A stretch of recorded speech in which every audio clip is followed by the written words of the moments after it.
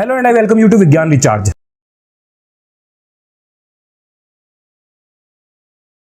इस वीडियो में हम जानेंगे कैसे अमेरिका ने भारत और रशिया के स्पेस प्रोग्राम को पूरी तरह से खत्म करने के लिए एडी चोटी का जोर लगा दिया। कहानी की शुरुआत होती है 25 दिसंबर 1991 को। दरांती और हथौड़े का लाल झंडा नीचे कर दिया जाता है। वैसे आप दरांती समझते हो ना, इंग्लिश में शायद सिकल कहते हैं। अरे वही जो चारा काटने काम आती है। रुको मैं एक फोटो लगाता हूँ। तो जी ये है दरांती, जो खेती बाड़ी में सबसे ज्यादा इस्तेमाल होने वाला टूल है। मेरे इधर इसे दरांती ही कहते हैं। अब ये दरांती और एक हथौड़ा ये सोवियत यूनियन के फ्लैग के सिंबल थे। चलो अब आगे बताता हूँ। यानी सोवियत यूनियन कोलैप्स कर गया और जन्म हुआ रशिया का। इसी समय के दौरान भारत बहुत तेजी से अपने स्पेस प्रोग्राम को गति देने के लिए प्रयास कर रहा था। 1991 इंडियन स्पेस रिसर्च ऑर्गेनाइजेशन यानी इसरो रशियन स्पेस एजेंसी यानी ग्लैवकोमोस के साथ एक एग्रीमेंट करता है। ध्यान से सुनिएगा, मैं रोस्कोमोस नहीं कह रहा हूँ, ये ग्लैवकोमोस है। वैसे ग्लैवकोमोस है क्या? तो देखिए, ये रोस्कोमोस की ही एक सब्सिडरी है। तो भारत की इसरो इसके साथ एक एग्रीमेंट साइन करती है और वो एग्रीमेंट था क्रायोजेनिक इंजन की टेक्नोलॉजी ट्रांसफर का 1991 में। यहाँ तक सारी चीजें बड़ी स्मूथली हो गई। इसरो भी खुश, रशिया भी खुश। लेकिन अब शुरू होता है पेट में दर्द। अमेरिका के पेट में गुड़गुड़ होती है, वो तो हमेशा ही होती रहती है,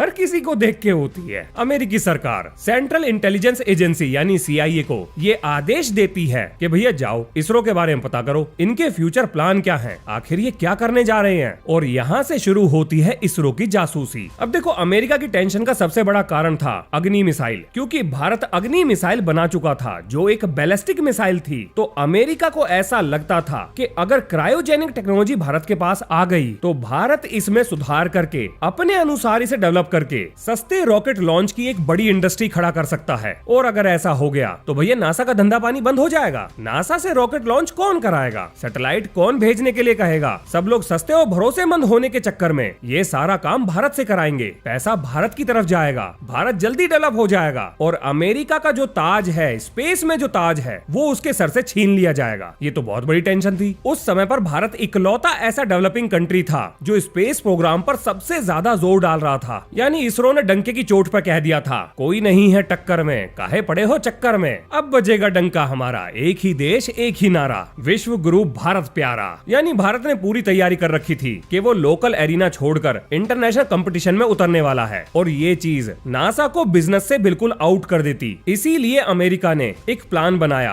कि वो जब तक हो सकता है इंडिया के स्पेस प्रोग्राम को डिले करने की यानी टालने की पूरी कोशिश करेगा। ये अमेरिका है ही मक्कार। अब क्योंकि भारत ग्लैवकोमोस से क्रायोजेनिक इंजन की टेक्नोलॉजी ट्रांसफर की पूरी कोशिश कर रहा था, तो हमें ये भी पता होना चाहिए कि आखिर क्रायोजेनिक इंजन क्या होता है, कैसे काम करता है। तो इसकी वीडियो मैंने कल ही बनाई थी, यानी 24 जनवरी 2024 को। लिंक इसी वीडियो के डिस्क्रिप्शन में है, अगर नहीं देखिए तो इसके बाद देख लेना। अब आगे चलते हैं। इसरो ने भारत सरकार को ये बात बिल्कुल साफ साफ बता दी थी कि अगर स्पेस में हमें कुछ करना है तो उसके लिए हमें सस्ता और शक्तिशाली रॉकेट बनाना ही पड़ेगा, जिसका जवाब सिर्फ क्रायोजेनिक इंजन ही था। अब ऐसा नहीं है कि अचानक से 1991 में इसरो नींद से जागा या भारत सरकार नींद से जागी और उन्होंने सोचा अरे चलो चलो चलो लोकल कंपटीशन बहुत हो गया, अब इंटरनेशनल अरीना में चलते हैं, बड़े बड़े रॉकेट बनाएंगे, चांद पे जाएंगे, सैटेलाइट उड़ाएंगे। ये सब एक दिन में नहीं हुआ था, बल्कि मैं आपको 1980 में घटी हुई घटना के बारे में जरूर बताऊंगा। उससे आपको आइडिया लग जाएगा कि हम तैयारी कितने पहले से कर रहे थे। अपनी सैटेलाइट को लॉन्च करने के लिए भारत एक बड़े से रॉकेट को बनाने के बारे में सोच रहा था। तो अब हमें चाहिए थी टेक्नोलॉजी। इसके लिए हम सबसे पहले जाते हैं जापान के पास। पर जैसा कि आपको पहले से ही पता है, जापान ने अमेरिका के सामने सरेंडर कर रखा था। मतलब मुझे समझ में नहीं आया, जापान पर अमेरिका ने एटम बॉम्ब गिराया और फिर ये इतने पक्के दोस्त कैसे बन गए। खैर छड्डो, इनके घर की बात है, अपन अपनी वीडियो में फोकस करते हैं। तो भैया अमेरिका के दबाव में जापान ने कर दी हमको साफ मना। जापान ने कहा, यहाँ काहे आए हो, रॉकेट इंजन बनाओगे, इसके लिए आपको अंकल सैम से परमिशन लेनी पड़ेगी। अब ये अंकल सैम कौन है?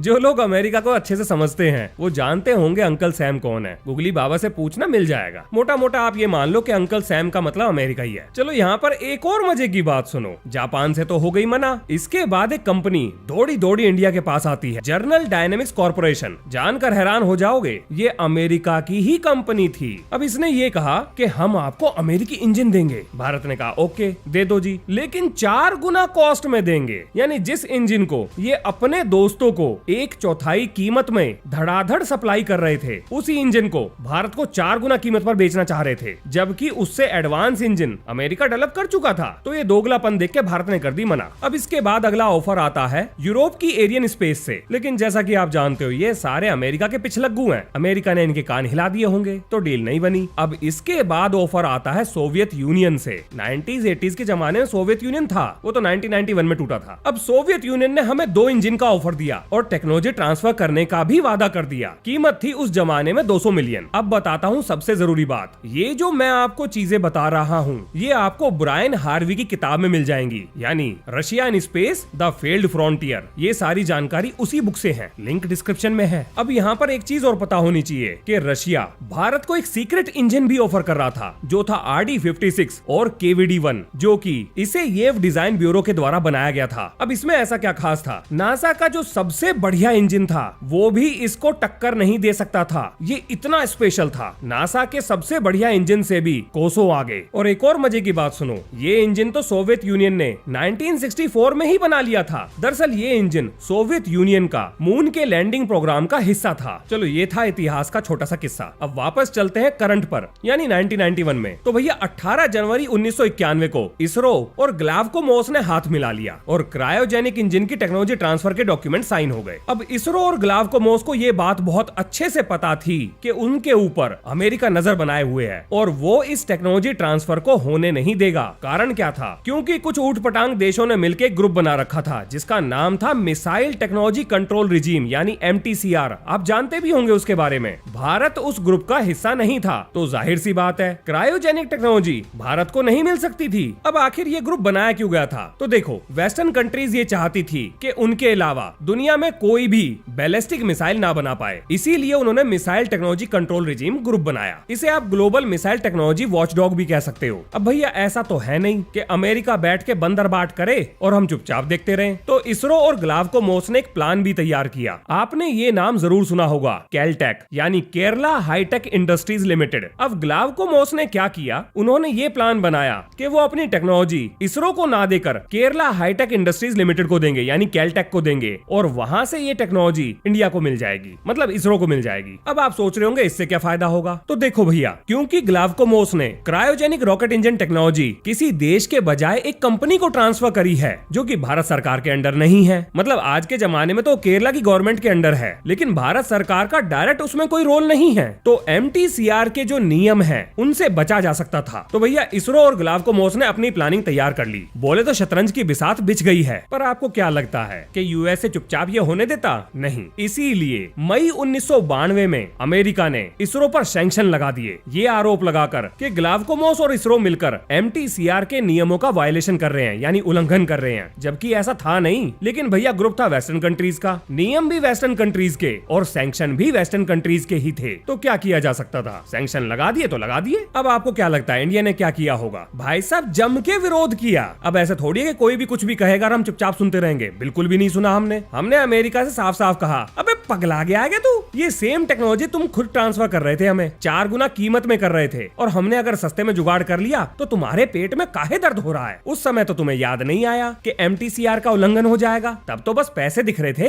अब देखो इन सैंक्शंस का मतलब ये था कि ना तो इसरो और ना ही ग्लावकोमोस अपने माल को खरीद बेच सकते थे, क्योंकि अगर वो ऐसा करते तो जो उनके साथ काम धंधा करता उस पर भी सैंक्शन लग जाते। यानी अमेरिका ने एक तीर से 2 शिकार कर लिए थे, ग्लावकोमोस को भी ठिकाने लगा दिया और इसरो को भी आगे बढ़ने से रोक दिया। इंडिया ने अमेरिका को समझाने की पूरी कोशिश की। इंडिया ने कहा देखो भैया बात ऐसी है, हम कोई मिसाइल विसाइल ना बना रहे, इस टेक्नोलॉजी का इस्तेमाल तो हम बिल्कुल साइंटिफिक पर्पस के लिए ही करेंगे, और ऐसा करने से MTCR के नियमों का उल्लंघन नहीं होगा। लेकिन भैया बिल क्लिंटन, इन्होंने रशिया पर ऐसा दबाव बनाया कि रशिया ने अपना ये एग्रीमेंट, इसरो के साथ किया हुआ एग्रीमेंट तोड़ दिया और ये कहा कि जी स्थिति परिस्थिति ऐसी हो गई है कि इस एग्रीमेंट पर आगे बढ़ना अब हमारे लिए संभव नहीं है। देखो ऐसा है, है। रशिया को भी अपना काम धंधा देखना था। अब भारत के चक्कर में अपने काम धंधे पे चोट थोड़ी लगाते वो, तो इसलिए वो एग्रीमेंट से बाहर निकल गए। लेकिन रशियन सरकार ने एक ऑफर दिया कि अगर भारत क्रायोजेनिक टेक्नोलॉजी ट्रांसफर नहीं करता है, मतलब रशिया से नहीं लेता है, तो हम एक नया एग्रीमेंट साइन कर सकते हैं जिससे MTCR के नियमों का उल्लंघन भी नहीं होगा और भारत को रॉकेट भी मिल जाएगा, बस टेक्नोलॉजी नहीं मिल पाएगी। इसके बाद 1994 यानी जनवरी 1994 में एक नई डील साइन होती है और 3 KVD-1 इंजन, पूरी तरह से तैयार इंजन रशिया भारत को देने के लिए राजी हो जाता है, पर कोई भी टेक्नोलॉजी ट्रांसफर नहीं होगा। अब इस डील के अंदर अमेरिका ने रशिया पर दबाव डालकर एक क्लॉज लिखवाया जिसमें यह लिखा था कि भारत इस चीज का इस्तेमाल यानी रॉकेट इंजन का इस्तेमाल पीसफुल पर्पस के लिए करेगा और इस रॉकेट इंजन को किसी और को एक्सपोर्ट नहीं करेगा बिना रशिया की मर्जी के, और कोई भी ब्लूप्रिंट रशिया के द्वारा भारत को नहीं दिए जाएंगे। लेकिन जरा सोचो, क्या आपके दिमाग में ये ख्याल नहीं आ रहा कि रशिया ये सारी शर्तें क्यों मान रहा था? क्या रशिया इतना डरपोक था? नहीं महाराज, जरा काम धंधे के हिसाब से सोचो। जरा ये सोचो कि अगर रशिया को टेक्नोलॉजी ट्रांसफर ना करनी पड़े तो इसका क्या मतलब होगा? इसका मतलब ये होगा कि भारत रशिया पर निर्भर रहेगा, यानी और इंजन खरीदेगा, रशिया को बिजनेस मिलेगा, तो इसमें फायदा रशिया का ही था। ये पूरी दुनिया पैसे पे चलती है मेरे दोस्त, यहाँ सब अपना अपना फायदा देख रहे थे और नुकसान बस हमारा ही था। अब यहाँ पर आप जरा ये सोचिए कि उस जमाने में ये सब होते हुए भी आज के टाइम पर हम रशिया को अपना दोस्त क्यों कहते हैं? उसके कुछ तो कारण होंगे।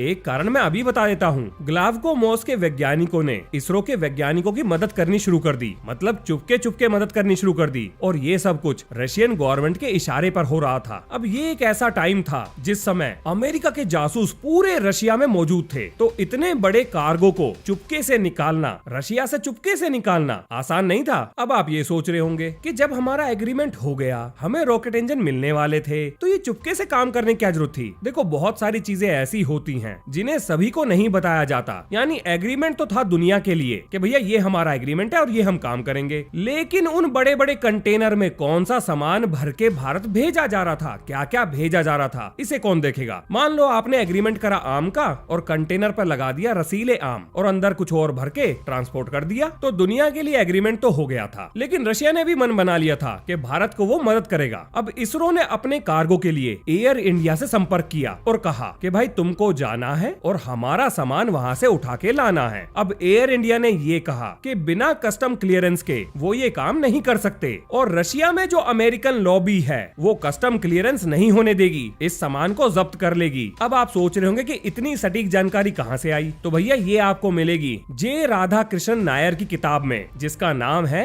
Spice from space, link description में है। अब इसके बाद इसरो रशिया की यूरल एयरलाइंस के साथ एक एग्रीमेंट करता है, जो कि थोड़े एक्स्ट्रा पैसे के लिए एक्स्ट्रा रिस्क लेने को तैयार हो जाती है। तो देखो, जो किताब में लिखा हुआ उसके हिसाब से 4 फ्लाइट ऐसी थी जो मॉस्को से दिल्ली आई, जिसके अंदर कागजों के हिसाब से सब कुछ ठीक था, लेकिन यही वो 4 फ्लाइट थी जिसको चुपके से मॉस्को से दिल्ली निकाला गया, और इन्हीं फ्लाइट में थी क्रायोजेनिक टेक्नोलॉजी से जुड़े हुए सामान। अब अमेरिका को ये चीज पता न लग जाए, इसीलिए भारत ने अपनी भी कुछ फ्लाइट इंडियन एयरक्राफ्ट टेक्नोलॉजी की टेस्टिंग के लिए, जो कि रशियन विंड टनल्स की मदद से होने वाली थी, उसको भारत से उड़ाया। और ये बात क्रायोजेनिक इंजन के टीम लीडर नंबी नारायण ने मीडिया के सामने एक्सेप्ट की है कि वो उस फ्लाइट में बैठे थे जिस फ्लाइट के रास्ते क्रायोजेनिक टेक्नोलॉजी रशिया से इंडिया आई थी। लेकिन इसकी खबर यूएसए को लग जाती है। जासूस तो हर जगह थे देखो। तो इसके बाद अमेरिका ने क्या किया, ये सब आप किताब में पढ़ सकते हो। ये वीडियो कई घंटों की हो जाएगी, नहीं तो मैं सीधा नंबी नारायण जी पर चलता हूँ। आज तो नंबी नारायण जी को हर कोई जानता है, उनके ऊपर मूवी बनी है। नंबी नारायण जी अपने डेप्यूटी शशि कुमारन के साथ भारत में क्रायोजेनिक टेक्नोलॉजी को लेकर आए थे। अब जो मैं आपको बताने जा रहा हूँ, इसे पढ़ने के बाद पर्सनली मुझे भी बहुत दुख हुआ, क्योंकि नंबी नारायण जी क्रायोजेनिक टेक्नोलॉजी से जुड़े हुए थे। तो अमेरिका ने पूरा मन बना लिया था नंबी नारायण को रास्ते से हटाने का। इसके बाद अमेरिका के इशारे पर, ध्यान से सुनिएगा, मैं इस चीज की बहस में नहीं पड़ूंगा कि कैसे नंबी नारायण जी को फंसाया गया और उसके पीछे कौन लोग थे। मैं आपको बस मोटा मोटा आइडिया दे देता हूँ कि आखिर उनके साथ हुआ क्या। नंबी नारायण जी को अरेस्ट करा जाता है, टॉर्चर किया जाता है केरला पुलिस के द्वारा, और इंटेलिजेंस ब्यूरो भी उसमें शामिल था। नंबी नारायण जी पर यह आरोप लगा था कि उन्होंने सीक्रेट मिलिट्री इंफॉर्मेशन चुपके से 2 मालदीवियन वुमेन के थ्रू दूसरे देशों को बेच दी है। मैं किसी का नाम नहीं लूंगा। कमाल की बात यह है कि नंबी नारायण तो कभी उनसे मिले भी नहीं थे, और ये था वो सबूत जिससे साफ साफ पता लगता है कि भारत के स्पेस प्रोग्राम को बर्बाद करने की पूरी कोशिश की गई थी। इसके बाद 1997 में इंडिया के स्पेस प्रोग्राम से जुड़े हुए 5 साइंटिस्ट, सतीश धवन, UR राव, यशपाल, रोधम नरसिम्हा, के चंद्रशेखर और इसके साथ फॉर्मर इलेक्शन कमिश्नर TN शेषान एक ज्वाइंट लेटर लिखते हैं, भारत सरकार को लिखते हैं और कहते हैं कि नंबी नारायण जी को और साई कुमारन जी को झूठे सबूतों के आधार पर फंसाया गया है। ये एक विदेशी चाल है। ये लेटर कोई आम लोगों ने नहीं लिखा था, ये वो लोग थे जो खास थे। इसरो में कैसे काम होता है, इसरो क्या कर रहा है, इनको सब पता था। इंटेलिजेंस ब्यूरो ने यानी IB ने नंबी नारायण को बहुत टॉर्चर करा, बहुत मारा और उन पर जबरदस्त दबाव बनाया कि वो इसरो में जो उनसे ऊपर हैं उनका नाम ले दें कि उन्होंने सीक्रेट मिलिट्री टेक्नोलॉजी बाहर के देशों को बेची है। अब जरा आप यहाँ पर इस घटना की ग्रेविटी को समझें। अगर नंबी नारायण टॉर्चर से टूट जाते और किसी का नाम ले देते, चाहे झूठा ही ले देते, पूरी इसरो कोलैप्स कर जाती, ये पूरा ऑर्गेनाइजेशन बंद हो जाता, बर्बाद हो जाता। पर नंबी नारायण जी ने अपनी ही सरकार के द्वारा किए जा रहे टॉर्चर को सहा और झूठ के आगे सर नहीं झुकाया। यहाँ से आपको पता लग गया होगा कि अमेरिका की CIA स्पाई गेम में यानी जासूसी में कितनी एक्सपर्ट थी। उनके एजेंट्स केरला पुलिस और इंटेलिजेंस ब्यूरो में भी थे। हालांकि ये बात मुझे YouTube पर नहीं कहनी चाहिए, पर इस वीडियो को बनाते हुए मैं अपने इमोशंस को कंट्रोल नहीं कर पा रहा हूँ। अब जरा आप ये सोचिए कि क्रायोजेनिक टेक्नोलॉजी से जुड़े हुए सबसे इंपॉर्टेंट आदमी को रास्ते से हटाने के बाद USA ने इसरो के स्पेस प्रोग्राम को बिल्कुल क्रिपल कर दिया, अपाहिज बना दिया। पर सच को बहुत लंबे समय तक छुपाया नहीं जा सकता। ये केस CBI को ट्रांसफर हुआ, इन्वेस्टिगेशन हुई और आखिरकार नंबी नारायण और साई कुमारन जी बाइज्जत बरी हो गए। उन पर लगे हुए सारे आरोप झूठे साबित हुए और सरकार ने उन्हें पैसा दिया, उन पर किए गए अत्याचारों के लिए माफी मांगी। पर क्या पैसा, उनका वो कीमती समय, भारत का कीमती समय लौटा सकता है क्या? इसका जवाब कौन देगा? नंबी नारायण जी ये बात बहुत अच्छे से जानते थे कि अगर वो इस टॉर्चर के सामने सरेंडर कर देते हैं तो इसरो बर्बाद हो जाएगा। उन्होंने खुद पर किए जा रहे अत्याचारों को सहा, लेकिन इसरो पर आंच नहीं आने दी और इसरो ने क्रायोजेनिक टेक्नोलॉजी का खुद ही निर्माण कर लिया और GSLV रॉकेट बना लिया। और आज हम ये गर्व से कह सकते हैं कि हमारा मंगल मिशन दुनिया में सबसे सस्ता और पहली बार में अचीव किया गया इकलौता मार्स मिशन है। आज भारत का इसरो दुनिया की सबसे बड़ी स्पेस ऑर्गेनाइजेशंस के बीच में अपना लठ गाड़ के खड़ा है। और वीडियो को खत्म करने से पहले एक ही बात कहूंगा, दुनिया वालों काहे पड़े हो चक्कर में, कोई नहीं है भारत की टक्कर में। जय हिंद, जय भारत।